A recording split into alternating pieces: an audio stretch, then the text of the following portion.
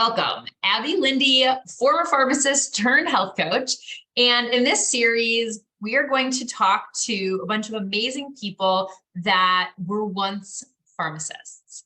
And there is something that I just love so much about the kind of people that become pharmacists. And there's something about pharmacy right now that it's just really tough. And there's a lot of challenges associated with it. And so what I'm seeing is a lot of my colleagues and friends are exploring side projects and passions and pivoting, and in many cases, leaving pharmacy.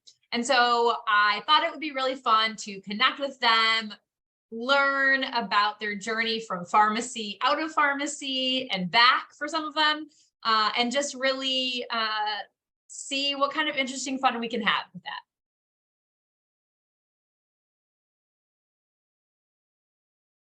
So thank you for being on here with me, Amina. I'm very excited. I'm actually really excited to hear about what you're doing now because I only know a tiny little bit, so I'm excited. To get started, can you just share a little bit about how and why you got into the pharmacy world in the first place? Sure. So it's my pleasure being here. So I'm really excited that you have this and it's more casual and we can just dialogue. Yeah. But I got into pharmacy because I wanted to help people. And I knew that I liked to help people over time and not just in acute settings like a hospital. And so I debated whether I wanted to go in the medical school route or the pharmacy route. I knew it was healthcare. I like giving people information about health, but I felt like the pharmacist had the freedom of meeting patients where they are at different stages of their lives and not just when they're very, very sick or they need a diagnosis. So I think that really attracted me, and I'm always very curious, as to why people are taking certain medications. So I always had the curiosity since I was a kid, like, how come my head hurts, then I take this medicine and then it goes away? Or how come when my toe hurt, then I still take the medication the same way and the pain goes away? So I always just had that internal curiosity of what are these things that we take and why do they work? And so over the years, it just led me to pharmacy. That's fun. So I love that every single person that I ask this question to, they say that they want to help people. I just think it's so funny, like literally every single person. And I just think I don't know, there's something about pharmacists. I'm sure this is in other fields also, but like, they're such good hearts. Like we just want to help people. So that's really funny to hear. Very common thread. And I think a lot of healthcare, nurses, doctors, Yes. It's always just that calling of like, how can I serve? And then serving in the capacity of their profession. Yeah. So at this point, do you practice like as a pharmacist at all? No. So I haven't practiced as a pharmacist since I would say maybe 2014. Okay. But what I've done though, I help pharmacists in our team. So I use my gift of vision to see. Oh, I love that. And dream of the different avenues and possibilities and expanding all that we bring to the world, but just in different packages. And so has been my role since 2014. And so I've been a preceptor for a lot of pharmacy students that became part of our staff. And so just teaching them and taking their passion with my vision and then bringing our executors in the middle to kind of create new ways that pharmacists could be part of healthcare has been what I've been involved in. So it's like the transformation of healthcare from behind the counter to pharmacists getting out of the, behind the counter, meeting patients where they are, seeing what we can do, because our knowledge is so much that it's not just all in the vial. I feel like you've maybe said that before. I really, that sounded very like polished and beautiful. I loved that, Amina. So is there anything you miss about actually being behind the counter, practicing as a pharmacist? I do miss the patient interactions, you know? I do miss those phone calls that I would take and, get to answer a patient's question, or when they actually come to the pharmacy to pick up their prescriptions. I do miss that, but I also know what I'm doing helps other people do that even better. Yeah. So yeah, so I do miss it to a point that when I go to the pharmacy, all I want to do is be at the cash register and just greet people and say hi to all the patients that come in. And I do random phone calls to some patients that I've known, yes, I've known for years, and I'll just probably miss their voice or just so I'll just pick up the phone and call them just to check on and see how they're doing. And so they get really excited. Yeah. So if you're missing somebody, you just call them. So you don't have to miss being a pharmacist. Yeah. And that's why I like being a community pharmacist. It was those relationships, because those were people. They may have come to us with a prescription, and then you get to know their name, you get to know their family, you get to see them all the time, you get to know about their pets, you get to know life, what's going on. And so then they really become an extension of your circle. That you start to care when they're in the hospital, you start to care when they lose their loved one, their partner. So so I always liked that, because I always went to the hospitals, I always went to the funerals, because to me it wasn't just that transaction, it was really building relationships. Makes all the sense in the world. I love that. So okay, so let's jump to what you're doing now, which is a million things, but specifically I want to talk about your latest, newest passion project. So talk about what you're doing now. Yes, so what I'm doing now is still in the same theme of helping people, but I wanted to help them make the best out of their travel. And so I have been traveling for as long as I can remember, because again, I got to America because I traveled here. And I grew up from the age of 4 years old in a 400-year-old fortress. So my dad was a curator of a museum. And so when he got that position, we were the only living family that actually lived inside this fort. It's called Fort Jesus. And it was built by the Portuguese in like 400 years ago, right? And so I was 4 years old living in this fortress, and all around me were tourists, and so I was always fascinated. Like visiting your home? No, like we lived inside the Portuguese greenhouse, but the rest was a museum. Okay. Right? So we lived inside the museum. Got it. Right? I didn't know this about you, Amina. Okay. Yes. And so at an early age, I was just aware of people traveling from other parts of the world to come and visit. And so I would memorize all the tour guides, because that's all I had to do was sit there, listen. So I had memorized the entire history at the age of 4. I knew what you said when they got to the gate. I knew what you said in the different rooms that they went to. I didn't know what it meant, but I sure knew what to Oh my gosh, that's so funny. And I loved how everyone just lit up. They took photos. So it meant like whatever they came to see was very meaningful, and so that became my job. And so let's say I was the youngest tour guide in the world, because I did that, and I just liked it. I liked meeting the people. And then as I the relationships, probably that's always important. And I would ask them where, so as I got older, I knew where they were coming from. I used to collect stamps from different parts of the world and just kind of wondered what it is to go and travel the other parts of the world.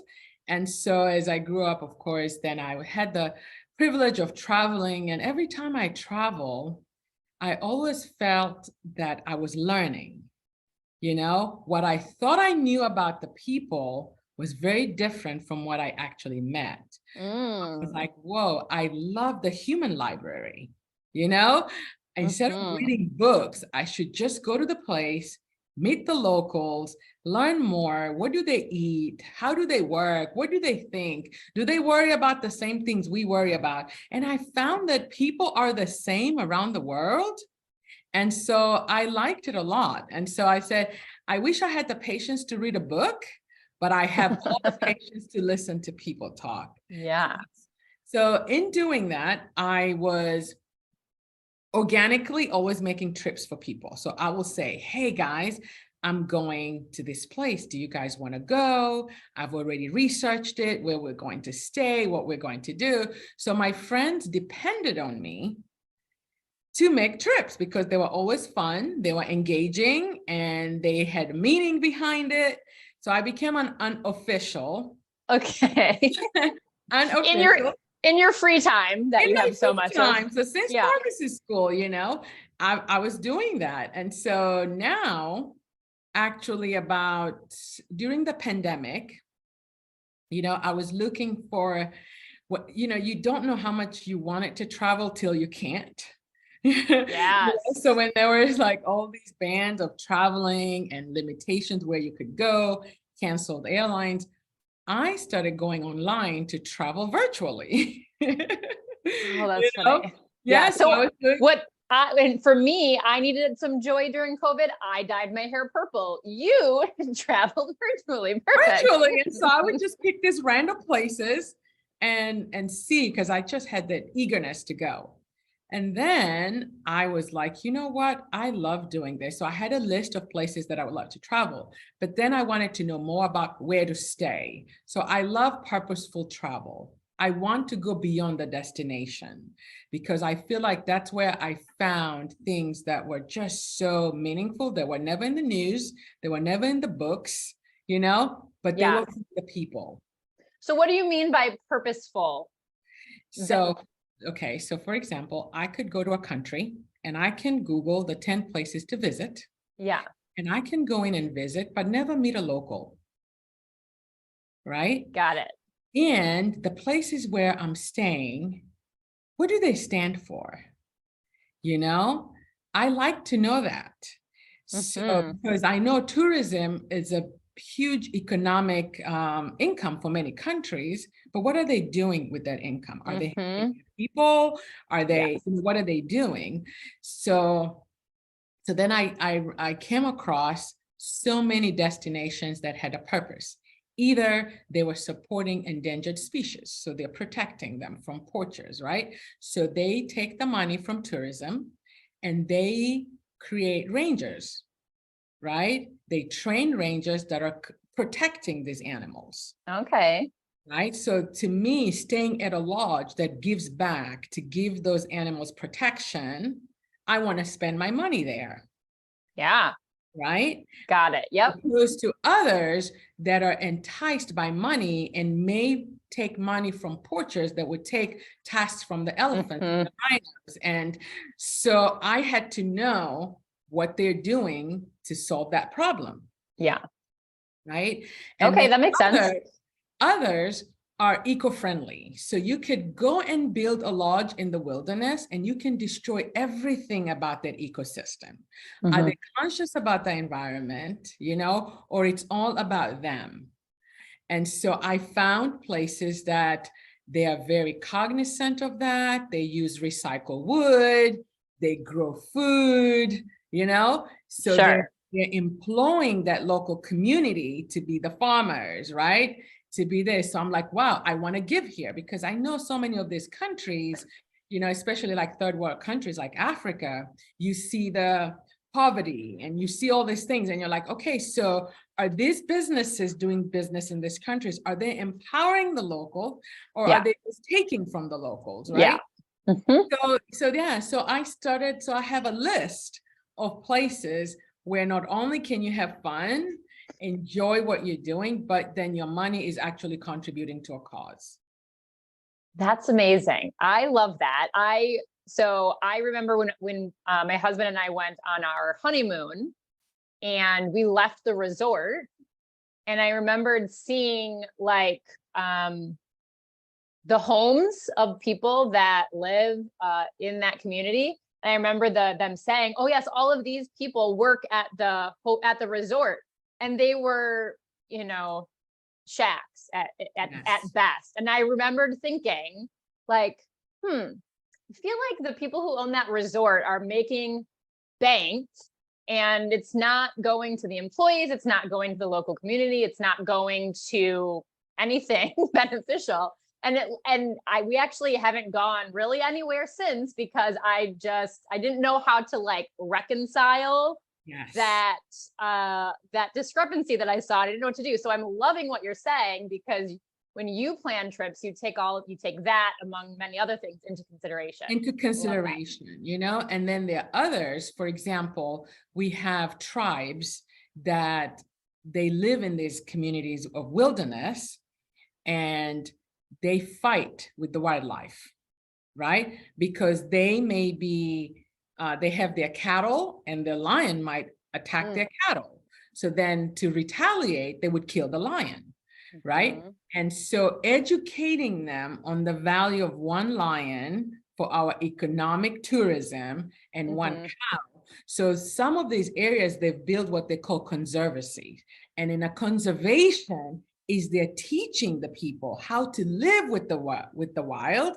And now you can go there and they respect each other, right? And so by doing this, some of these lodges have built schools. So they use the local people to be the guides, to be the rangers. So they understand the behaviors of the animals. They understand, they see us as a threat when we go into the wilderness and we build next to them. That's their home. So it's really been fun to kind of give into those scholarships of the conservation projects. That's really exciting. I love that. Do you feel? And they're at every very different level. And also it's immersive. So if you have children and you want to teach them by example, so I find lodges that allow children to go behind the scenes and ask questions, right? Versus just being on the car, driving, talking, taking photos, but actually meeting the people, meeting the rangers, going to the schools, seeing the difference, and also for them reflecting and having gratitude of that they actually have more than they thought they did. And so it's been good seeing families that go and then the kids say, "Mom, I'm sorry. All the things that I asked you for, I realized, you know what, they're not that important. I want to do this, this, and this." So it's been good for that too. That's awesome. Yeah, my kids definitely need a dose of that. I probably do too, if we're being honest. We all do. It's always a reminder that we probably have more than we ever need. Want or need, yeah. So what does it look like for someone, they decide they want to go somewhere? So what does it look like if they work with you? So for Roho Voyage, I started with places that I know and love, and I know very much about them. So I'm not just a travel agent of wherever you want to go. So right now I've focused on East Africa. So Kenya, Tanzania. I've focused on Egypt because my husband's from Egypt and we've been many times to Egypt. So Egypt and that area. And then Dubai, because Dubai gives the both worlds of the Western, amenities and kind of like the Eastern culture, right? And so it just kind of, it's a good place for those who want to see what it's like. They are very good in coexistence. So it also removes the bias of some of countries that are labeled as Middle Eastern, as violent, as things like that. So it kind of a good, again, human library to meet those people, see how they live and enjoy. So those are the countries that I'm focused on now. We do have plans to expand because, but I would have to go to those places. I would have to interview and research. I already have a list, but I'm not going to go to places that I haven't been. I'm not going to places that I haven't been in. Sure. So that's where we're at. So people can reach out. So now you get to go a bunch of places so that you can research. Yes.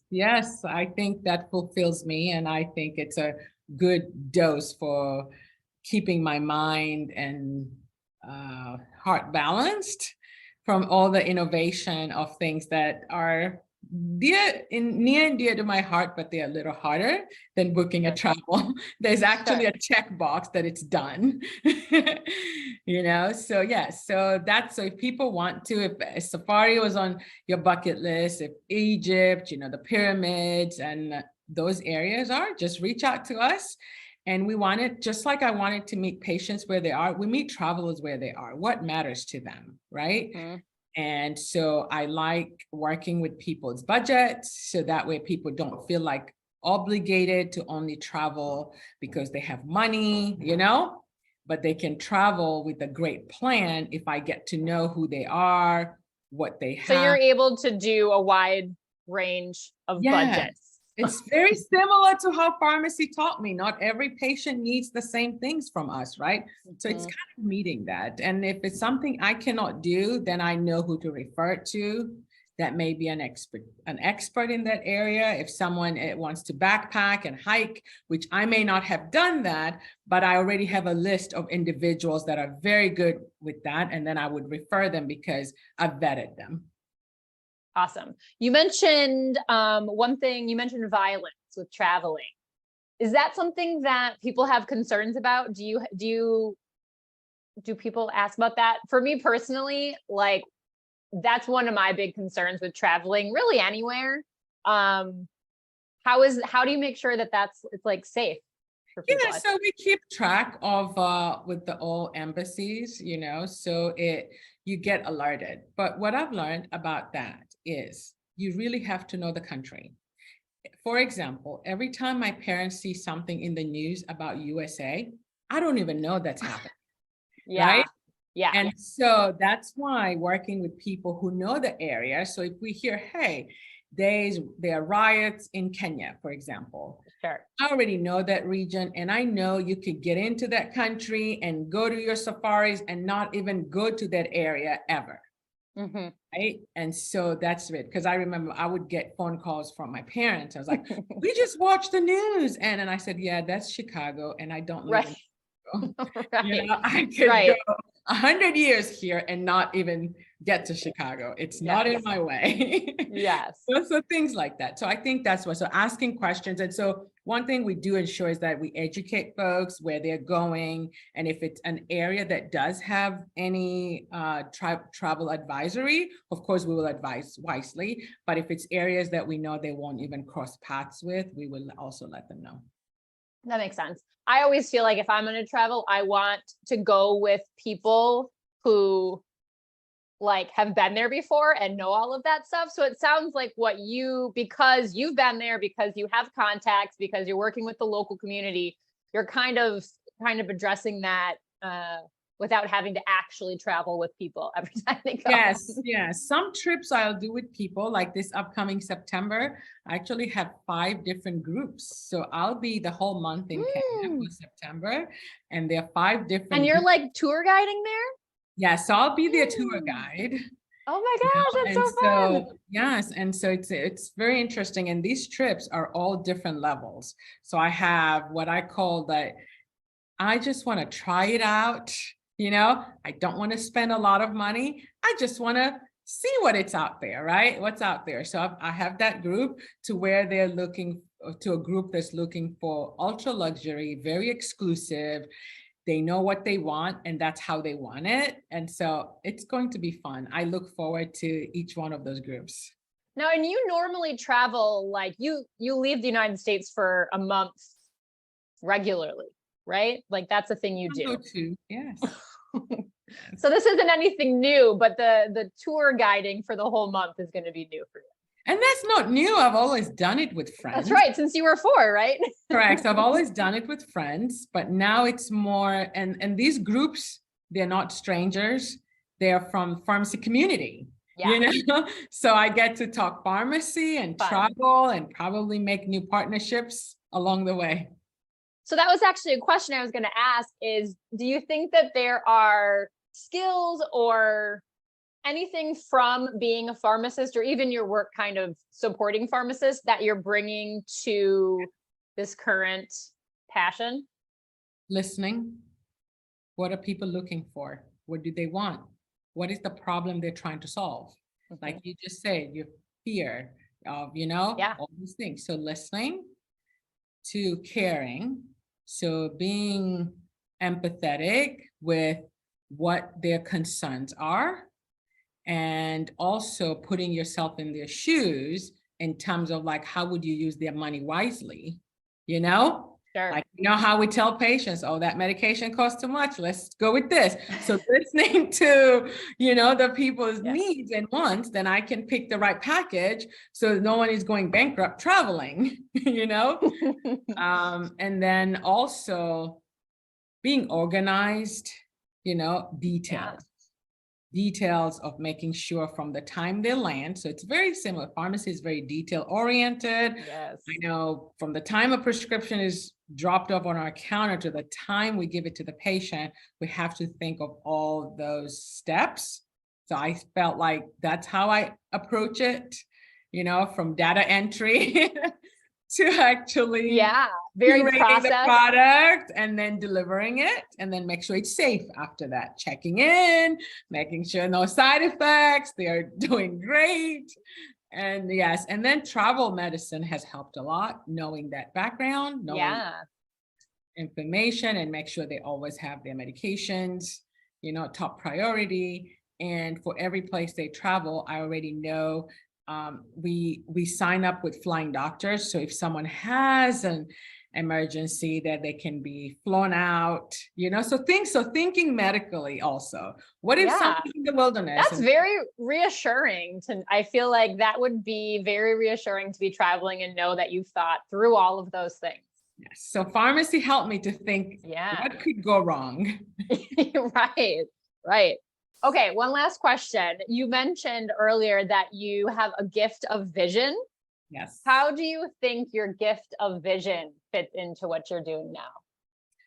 It's that thinking of the end product, right? Of how it would look like if people, again, traveled, then gave, in the same time. And you have the traveler winning, the people they're visiting winning. And so I just thought of that vision and saying, you know what, those are the packages that I want, but also the vision of that people could go beyond a destination and actually transform themselves. They're such serene in the wilderness. And I was like, do people know how peaceful you feel when you just sit in the wilderness and observe in the nature? Is it the different altitudes? So those are the things I imagine. You don't have to be able to explain it to know that it's true, right? Yes. So those things. So I like building, and so the vision is also that community would transform. They would have money to educate their children, then that community would be better, right? They will afford better living, right?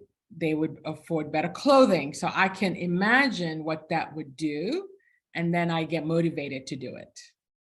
Oh, that's so awesome. I love this. So thank you so much for telling me all about this. How can people find you and connect with you if they want to learn about how to travel with you? Sure, you can follow us on our social media, Roho Voyage, and it's ROHO and then Voyage. And Roho in Swahili means soul. So everything we're doing is about the soul transforming or the soul connecting. And so you can follow the journey on our social media. You can also reach out on our website, www.rohovoyage.com. Just send an inquiry, answer a few questions. And we have travel specialists that are both understand American culture and African culture, or any of the destinations we go to. So they'll be able to get on the phone or respond email, learn more about you, and then send you some ideas that you can dream about until the day you're ready to travel. Awesome. I love that. Well, thank you again so much, Amina. It was really fun hearing. I had not heard much about this project that you're working on. So it was really exciting to catch up, and I really appreciate it. Thank you so much. Thank you. All right. It was so fun talking to Amina. I just love hearing about all the travels, and you can obviously tell that she just lights up when she talks about it. Make sure to check out her website, rohovoyage.com. When you go there, you can see amazing pictures and videos of all of the places, Dubai, Kenya. It's just gorgeous. I need to start planning my trip. And if you'd like to connect with me, you can find me on Instagram at Abby Lindy, and then our free Facebook group, No Willpower, No Problem. Would love to connect. Make sure you like and subscribe.